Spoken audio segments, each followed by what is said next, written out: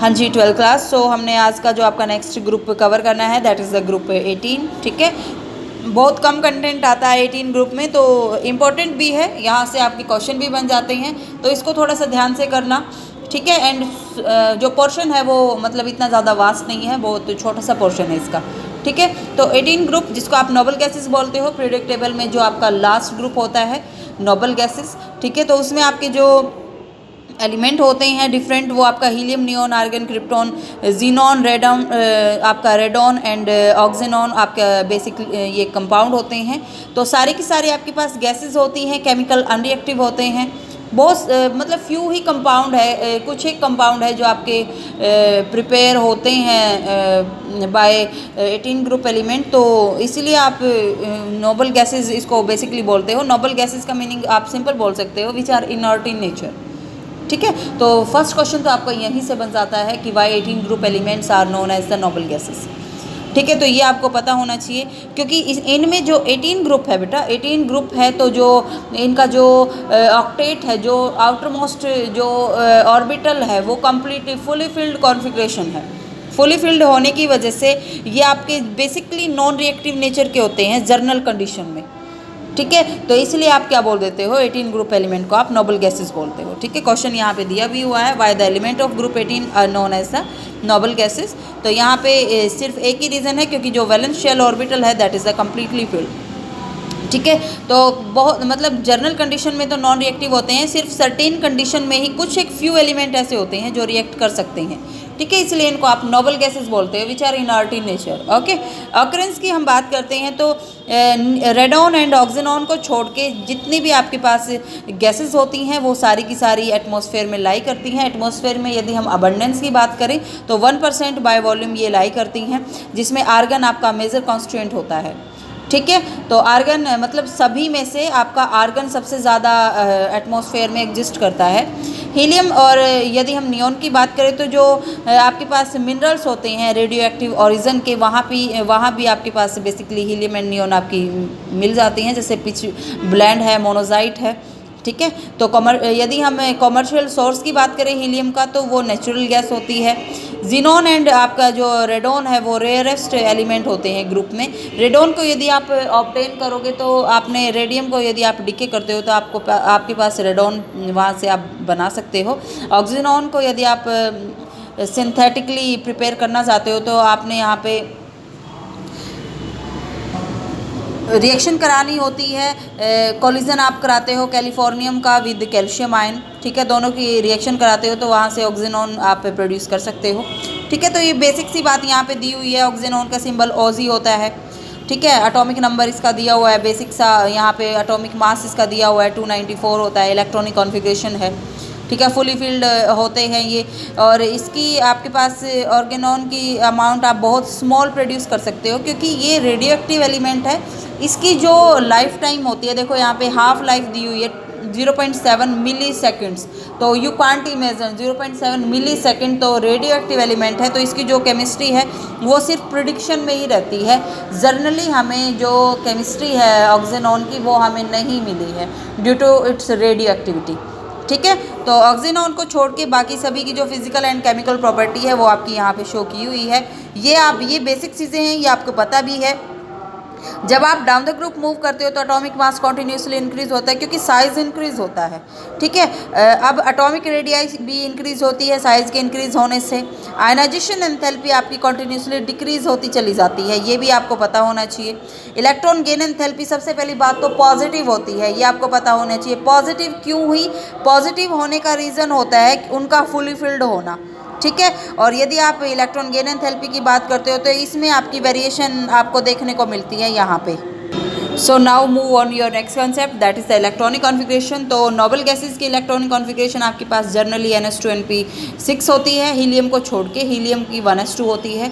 ये चीज़ आप 11th class में बेसिक चीज़ें हैं पढ़ के आए हो। ठीक है, तो मीन्स फुली फिल्ड ये होती हैं, नोबल गैसेस होती हैं। आयनाइजेशन एंथैल्पी की यदि हम बात करें तो आयनाइजेशन एंथैल्पी की जो वैल्यू है वो वेरी हाई होती है, लेकिन जब आप डाउन द ग्रुप मूव करते हो साइज़ के इंक्रीज़ होने से आयनाइजेशन एंथैल्पी की वैल्यू डिक्रीज़ होती जाती है। ठीक है। Atomic radii down the group आपकी इंक्रीज होती है कॉन्टिन्यूसली। इलेक्ट्रॉन गेन एंथैल्पी मैंने अभी बताया है कि आपके पास पॉजिटिव होती है। पॉजिटिव क्यों हुई? क्योंकि they having the stable electronic configuration. ठीक है। फिजिकल प्रॉपर्टी की यदि हम बात करते हैं तो जितने भी नोबल गैसेज हैं वो मोनोएटॉमिक गैसेज होती हैं, कलरलेस होती हैं, ऑर्डरलेस होती हैं, टेस्टलेस होती हैं, स्पार्कलिंग सॉल्युबल होती हैं वाटर में। मेल्टिंग एंड बॉइलिंग पॉइंट लो होता है क्योंकि यहाँ पे इंटरएटॉमिक जो इंट्रैक्शन होती है वो सिर्फ वीक डिस्पर्शन फोर्सेस होती है। पढ़ के आए हो आप, जब मैंने आपको 5th चैप्टर कराया था आपका 11th क्लास का, तो वहाँ पे मैंने आपको ये सारी चीज़ें बताई थी। ठीक है। तो हीलियम की बात करते हो, हीलियम का जो बॉइलिंग पॉइंट है वो लोएस्ट होता है। यहाँ से आपका क्वेश्चन बन जाता है कि नोबल गैसेस का जो बॉइलिंग पॉइंट है वो लो क्यों होता है? क्योंकि वहाँ पे आपकी जो फोर्स ऑफ अट्रैक्शन होती है, इंटरएटॉमिक फोर्स तो नहीं होती, सिर्फ वीक डिस्पर्शन फोर्सेस वहाँ पे होती है। ठीक है। तो इवन वो लिक्विफाई हो जाती हैं बहुत लो टेम्परेचर पे, इसकी वजह से उनका जो बॉइलिंग पॉइंट है वो क्या होता है? कम होता है।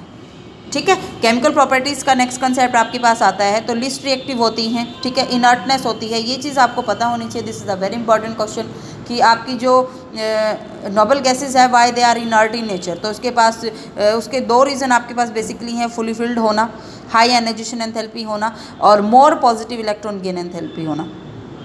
ठीक है। तो यहाँ पे आपके पास बहुत सारे अटेम्प्ट किए गए थे, फोर्स किया गया था नोबल गैसेस को ताकि वो डिफरेंट कंपाउंड के साथ, आपकी डिफरेंट एलिमेंट के साथ रिएक्शन कर सकें, लेकिन वो सारे के सारे अनसक्सेसफुल आपके रहे। मार्च 1962 में जो नील बेटलेट थे, उन्होंने यहाँ पे दिया हुआ है यूनिवर्सिटी ऑफ ब्रिटिश कोलंबिया में आपकी रिएक्शन ऑब्जर्व की थी नोबल गैसेस की। ठीक है। उन्होंने पहली बार आपका रेड कंपाउंड प्रिपेयर किया था जिसका फॉर्मूला O2PTF6 है। ठीक है। उन्होंने वहाँ से क्या रियलाइज़ किया था कि जो आपके पास ऑक्सीजन की जो आप you can say ionisation enthalpy है वो आपकी रिजेंबल करती है with ionisation enthalpy of xenon. तो इसका मीनिंग क्या है कि जिनोन आपकी कंपाउंड फॉर्म कर सकता है। जब ऑक्सीजन बनाता है कंपाउंड तो जिनोन भी बना सकता है। ठीक है। फिर से उन्होंने एफर्ट करके उन्होंने जिनोन के कुछ कंपाउंड को बनाने में वो सक्सेसफुल हुए। दूसरा कंपाउंड उन्होंने बनाया जिनोन का, प्लेटिनम आपके हेक्साफ्लोराइड के साथ। ठीक है। तो उसकी डिस्कवरी के बाद फिर आपके पास डिफरेंट कंपाउंड को सिंथेसिस किया गया जिनोन के। ठीक है। तो ये चीज़ आपने याद रखना है, और वहाँ से एक कंडीशन अप्लाई कर दी गई कि जिनोन कंपाउंड तो बनाता है, लेकिन बनाता है सिर्फ मोस्ट इलेक्ट्रोनेगेटिव एलिमेंट के साथ, मीन्स फ्लोरीन एंड ऑक्सीजन के साथ कंपाउंड फॉर्मेशन कर सकता है। ठीक है। उसके बाद क्रिप्टॉन के जो कंपाउंड है वो भी बहुत फ्यू आपके पास फॉर्मेशन वहाँ पे होती है। सिर्फ आपके पास क्रिप्टॉन का जो डाईफ्लोराइड है उसको हम डिटेल में स्टडी करते हैं, बाकी जो कंपाउंड है उसको आइसोलेट नहीं किया गया है अभी तक। ठीक है। तो नेक्स्ट कंसेप्ट आपका आता है रेंडॉन की। यदि हम बात करते हैं तो ये रेडियोएक्टिव ट्रेसर से जो टेक्निक होती है उससे डाईफ्लोराइड को सिर्फ ट्रेस किया गया है, इसकी केमिस्ट्री को अभी तक स्टडी नहीं किया गया है। बाकी जो आपके पास नोबल गैसेस बचे हैं जिनॉन क्रिप्टॉन को छोड़ के, वो सारे के सारे कंपाउंड फॉर्मेशन नहीं करते। ठीक है। तो जिनॉन फ्लोराइड की यदि हम बात करें तो 3 टाइप के कंपाउंड यहाँ से बनते हैं। सबसे पहली बात, जिनोन यदि आपके पास फ्लोरीन के साथ रिएक्शन करता है तो डाईफ्लोराइड की फॉर्मेशन हो जाती है। याद रखना जिनोन एक्सेस में होगा तो 673 और 1 बार यहाँ पे आप प्रेशर अप्लाई करते हो, अप्रोप्रिएट कंडीशन में ही रिएक्शन होती है। That is the very important point. ठीक है। जिनोन यदि फ्लोरीन आपने एक्सेस में लिया है तो वहाँ से आपका बन जाता है टेट्राफ्लोराइड। जिनोन को यदि आप देखो यहाँ से 1/20 रेशो में यदि फ्लोरीन को आप बहुत ज़्यादा एक्सेस में लेते हो तब वहाँ से आपका जिनोन हेक्साफ्लोराइड बन जाता है। ठीक है। लेकिन अदर मेथड यहाँ पे बता रखा है कि जिनोन हेक्साफ्लोराइड को बनाने के लिए आप जिनोन टेट्राफ्लोराइड को ट्रीट करा सकते हो विद डाईऑक्सीजन फ्लोराइड के साथ। ठीक है। तो वहाँ से भी आपका हेक्साफ्लोराइड की फॉर्मेशन हो सकती है। सारे के सारे जो फ्लोराइड्स होते हैं जिनोन के वो कलरलेस होते हैं, क्रिस्टलाइन सॉलिड होते हैं। सब्लिमेशन उनकी बेसिकली 298 केल्विन पे ही हो जाते हैं। पावरफुल फ्लोरिनेटिंग एजेंट होते हैं, याद रखना।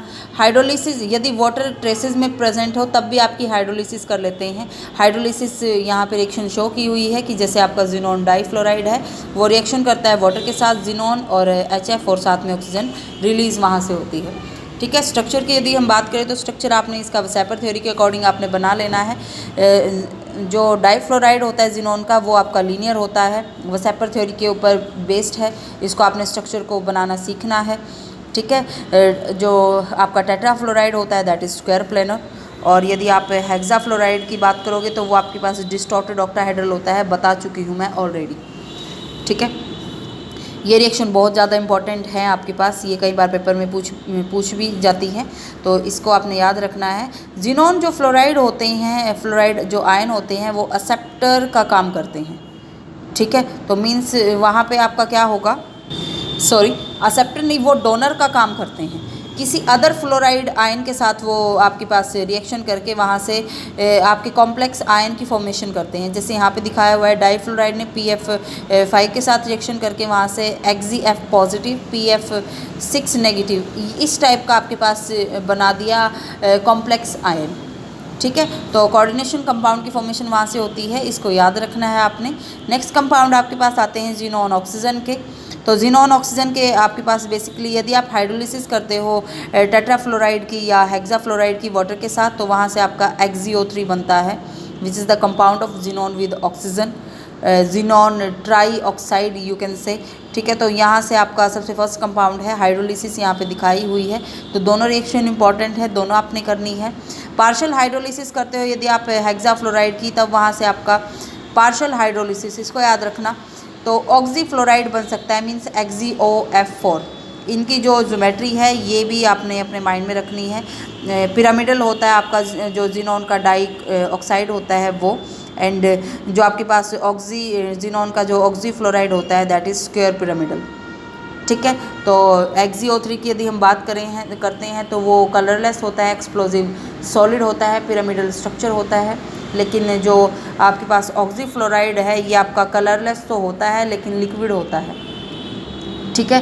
तो यहाँ से आपका एक एग्जांपल यहाँ से दिया हुआ है कि does the hydrolysis of XeF6 lead to a redox reaction, कि क्या आपके पास जो हाइड्रोलिसिस जो आपने की है XeF6 की, क्या वहाँ से आपकी रिडॉक्स रिएक्शन होती है। तो this is a very important question. तो हाइड्रोलिसिस से आपकी जो प्रोडक्ट बनती है वो ये इस टाइप की प्रोडक्ट बनती है, ठीक है। तो ऑक्सीडेशन स्टेट जो है वो सेम रहती है, ठीक है। तो यहाँ से मतलब ये क्वेश्चन आपने करना है। उसके बाद यहाँ पे यूजेस दिए हुए हैं, यूजेस एक बार ज़रूर पढ़ लेना, ठीक है। उसके बाद इन टेक्स्ट क्वेश्चन दिए हुए हैं कि why is helium used in diving operators, इसको आपने याद रखना है। यूजेस में दिया हुआ है ये सारी की सारी बातें, ठीक है। तो बिल्कुल डेफिनेटली यूजेस को आपने पढ़ना है। यूजेस में से आपसे क्वेश्चन डेफिनेटली पूछते हैं, बैलेंस करनी है इक्वेशन। एंड रेडॉन की जो स्टडी है, केमिस्ट्री को स्टडी करना आपके लिए डिफ़िकल्ट क्यों होता है, ये भी आपका इन टेक्स्ट क्वेश्चन यहाँ पे दिया हुआ है। तो यहाँ पे आपका जो चैप्टर 7 है वो आपका फिनिश हो जाता है, ठीक है। You have to do all the NCERT questions, ठीक है। NCERT बुक में आपका कोई भी कंसेप्ट जो दिया हुआ है वो आपने एक भी कंसेप्ट स्किप नहीं करना है। कोई प्रॉब्लम आती है तो आप मेरे से पूछ सकते हो, ठीक है। Thank you.